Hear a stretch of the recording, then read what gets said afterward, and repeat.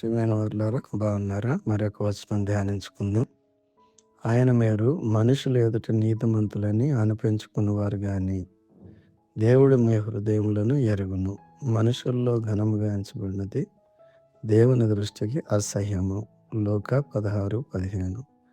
పరిసయ్యులు దేవుని కంటే ఎక్కువగా శరీరాన్ని ప్రేమిస్తారు. ఈ విధంగా రాయబడి ఉన్నది. అందుకు యేసు, నీవు పరిపూర్ణుడవగుటకు కోరిన యెడల పోయి నీ ఆస్తిని అమ్మి బీదలకిమ్ము. అప్పుడు పరలోకమందు నీకు ధనము కలుగును. నీవు వచ్చి నన్ను వెంబడించమని అతనితో చెప్పాను. అయితే ఆ యవ్వనుడు మిక్కిలి ఆస్తి గలవాడు గనుక ఆ మాట విని వ్యసనపడుచు వెళ్ళిపోయాను. మత్తయి 19:21-22. ధనము కలిగి ఉన్నంత మాత్రాన మనతో దేవుడు ఉండడు. మనకు ఈ జీవితమునకు మరియు రాబో నిత్య జీవమునకు కావలసినవన్నీ కూడా దేవుని ద్వారా మాత్రమే పొందగలం. ఇది దేవుని యొక్క జ్ఞానమైనది.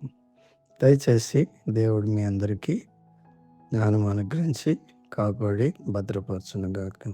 ఆమేన్.